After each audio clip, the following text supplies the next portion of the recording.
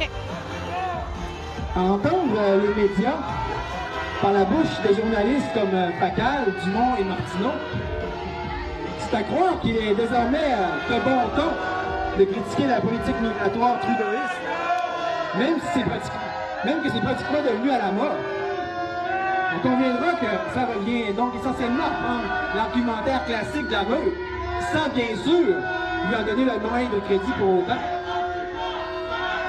Il faut avouer que c'est quand même assez spectaculaire de voir nos chers médias désormais reprendre en matière d'immigration les arguments de la meute l'un après l'autre, sans bien sûr jamais lui en donner le moins de crédit. À moins bien sûr qu'on considère que les journalistes ont le droit de dire certaines choses, mais pas nous, les pauvres mortels du commun. Ou peut-être qu'on n'a même pas le droit de penser parce qu'on est censé être niaiseux. J'aimerais donc aujourd'hui commencer par lancer le défi suivant aux éditorialistes de pratiquement tous les médias. Si vous avez un once d'honnêteté intellectuelle, et en fait même simplement d'honneur, vous allez reconnaître haut et fort, une fois pour toutes, que la meute avait raison entièrement, et ça depuis le début, et qu'étant donné que votre campagne de salissage à son endroit était parfaitement injustifiée, et que vous mériteriez ici de vous retrouver dans l'un des procès de diffamation les plus majeurs de l'histoire du Québec, la moindre des choses serait de commencer par reconnaître que vous aviez... de reconnaître à tout le moins que vous aviez tort et que vous étiez donc juste dans le champ comme ça tout le temps. Surtout que, on s'entend-tu que si ça n'avait pas été de la stigmatisation, de la caractérisation, de la dépréciation Faut pas que tu bouges en trop. provenance des médias, autrement dit, si ces derniers n'avaient pas, d'une façon aussi gratuite que systématique, traîné dans la boue le nom de la meute, on s'attend-tu qu'on serait tout autrement plus nombreux aujourd'hui? Mais c'est ça, comme le nom l'indique, celui de meute, bien sûr, ce qu'on représente en fait, et c'est bien l'ironie de la chose, c'est ni plus ni moins que la majorité silencieuse. D'ailleurs, remarquons que même, quand tu dis que même PSPP, On t'entend. désormais, est le premier à dire qu'il faudrait faire un référendum, ou à tout le moins. Ton fil a de la misère. Donc, il faudrait faire un référendum.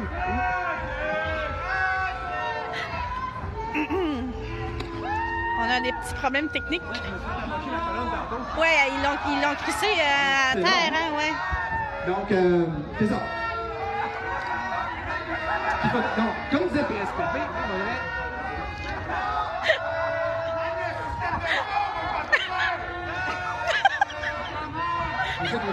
Faut en rire. Appelle la liberté d'expression au Québec.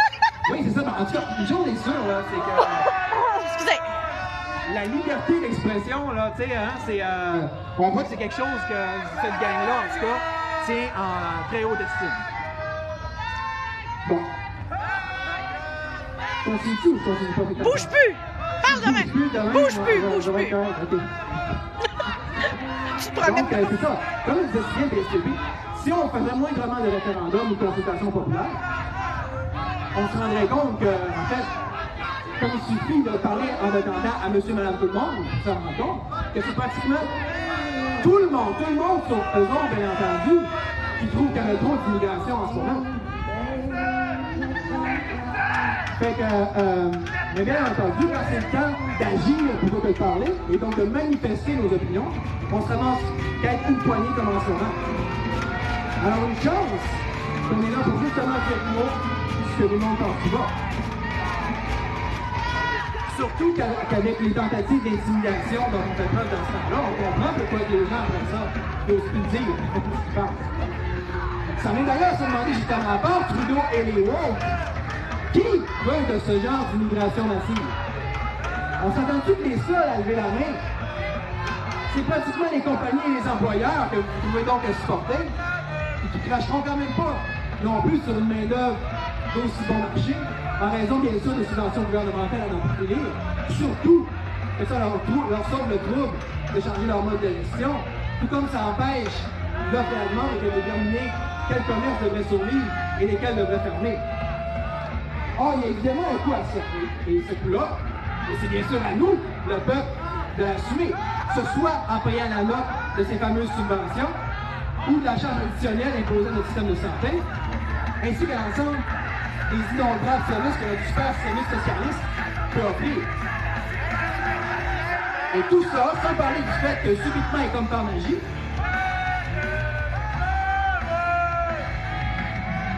on joue mon film.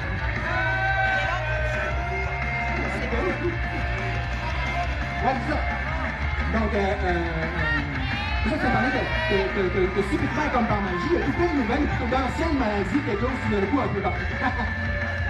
Alors au final, les compagnies doivent être quand même des mondes de rire, puisque nous trouvons à payer pour qu'elles fassent de l'argent, et que nos super supposément woke communistes anticapitalistes, c'est donc leur meilleur helper et serviteur. Alors au final, donc, comme d'habitude, c'est donc encore à nous de faire vivre les entreprises à nos frais, à nos dépens, ce qui en soi ne représente donc un autre exemple de BSisation de l'économie. Si au moins tout ça ne se trouverait pas à pratiquement représenter une forme d'arnaque, dont les nouveaux arrivants sont ironiquement les premiers à faire les frais. Parce qu'enfin, s'ils me mettent à leur place, il me semble que ça ne peut pas nécessairement être si drôle que ça, après s'être fait promettre un Eldorado de job, de se voir plonger dans la pauvreté dès leur arrivée, et de devoir typiquement se mettre sur le BS, donc, et bien sûr, à la charge des autres concitoyens, tout en se voyant confronté à une pénurie de logements, que l'immigration massive ne fait bien sûr qu'aggraver. C'est-à-dire qu'il est rendu tout aussi impossible de se trouver une place en garderie, et que les organismes communautaires eux-mêmes en viennent à crier à l'aide et demander une trêve, n'ayant évidemment pas les ressources pour faire face à une telle marée. Comme on le voit, on se trouve donc à importer de la misère qui ne vient que nourrir la nôtre, comme si on n'en avait pas déjà assez grâce notamment à la COVID et surtout au monstre que le dos en a fait. Surtout que, quand tu dis qu'ici à Saguenay, un immigrant a déjà été abattu après être attaqué en policier, c'est dur de plus clairement leur donner l'impression qu'il n'y en a juste pas de sélection et que, en dernière part, et qui font donc rentrer ici à peu près, n'importe qui. Au point où on en est, il y a donc probablement plus que les médias et les antifas pour nier qu'en fait, on cherche justement qu'à littéralement nous inonder d'étrangers, quels qu'ils soient. Et comme d'habitude, une des plus grandes forces du peuple est de dénicher les expressions qui veulent tout dire, comme lorsqu'il dit qu'on se fait envahir. Voilà, nous, la tactique était comme le monde. Lorsqu'on souhaite éviter de militairement envahir un territoire, on n'a que justement de peupler de nouveaux arrivants. C'est ainsi que les Germains ont fini par prendre contrôle de l'Empire romain. C'est ainsi que les colons israéliens sont systématiquement envoyés aujourd'hui même pour occuper les territoires israéliens, palestiniens. C'est dans cet esprit aussi que le rapport d'Ulam avait prévu l'assimilation des Canadiens français.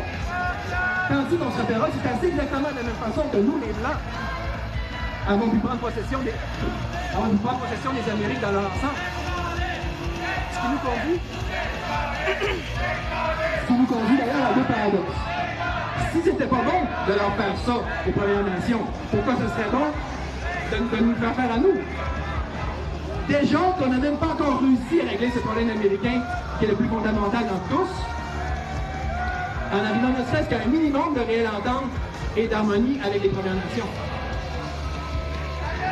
On répondra, comme eux autres le feraient sans doute, si on pouvait engager la moindre forme de débat civil et normal, qu'avant c'était un peuple qui conquérait un autre, mais là c'est pas pareil, c'est juste une multitude d'ethnies.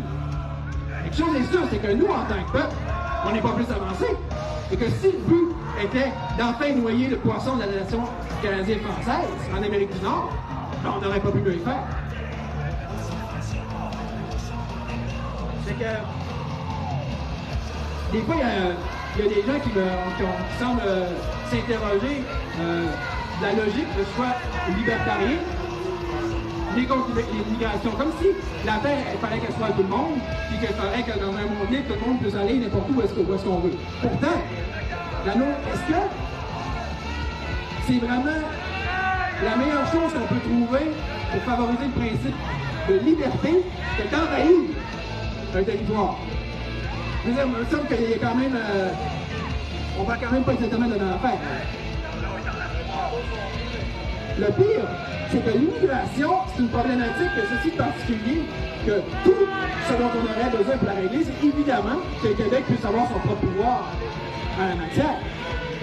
J'espère qu'on pourra donc s'entendre sur le fait que tant qu'on n'aura pas ça, on va être à la merci de ce que le fédéral pourra bien décider pour nous, et ce, quel que soit le parti au pouvoir.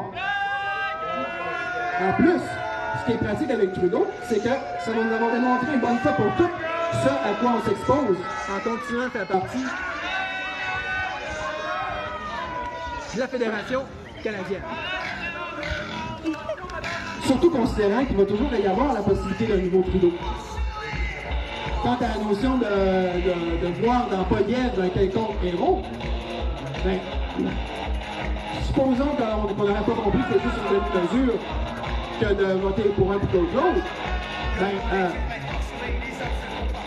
il suffit de garder en compte que ça n'empêche justement pas la possibilité de retour de l'éventuel Trudeau 2.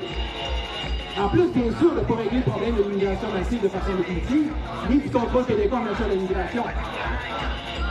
Et tout en ne nous débarrassant pas, une bonne fois pour toutes, d'un fédéralisme centralisateur, autoritaire, arrogant et inflexible. Autrement dit, tant qu'on n'aura pas récupéré ce pouvoir-là, il va y avoir un trou dans notre tonneau, la fuite va continuer, et comme on le voit, on va notamment continuer d'être inondés. Et quand on parle de souveraineté, je veux dire, pour de vrai, puis ça presse. Notamment considérant qu'avec toute l'immigration qu'on a déjà fait entrer, la tâche est difficile comme jamais. De telle sorte que la seule chose qui peut faire un job, c'est pas un parti mou comme le PQ qui fait juste nous dire ce qu'on veut entendre pour se faire élire. Pour ensuite prétexter la notion de condition gagnante pour mieux s'asseoir sur son nez. Ce qu'il faut, c'est un parti qui propose plutôt une élection référendaire pour ensuite réaliser la souveraineté par un simple vote à l'Assemblée nationale. Surtout si, comme le cas du Parti libertarien ou du Parti national chrétien, on propose au final d'effectuer une révision systématique selon nos critères à nous, et comme quoi, de tous les dossiers d'immigration qui ont pu être ouverts depuis, disons, l'an 2000. Et oui, à partir de là, c'est bien plate à dire, mais oui, c'est possible que certaines personnes finissent par se faire dire au bout du compte que désolé, mais il va peut-être juste falloir que vous preniez à votre pays. Alors, pensez-y. T'as fini? Veux-tu que j'y filme un peu? Un autre 300.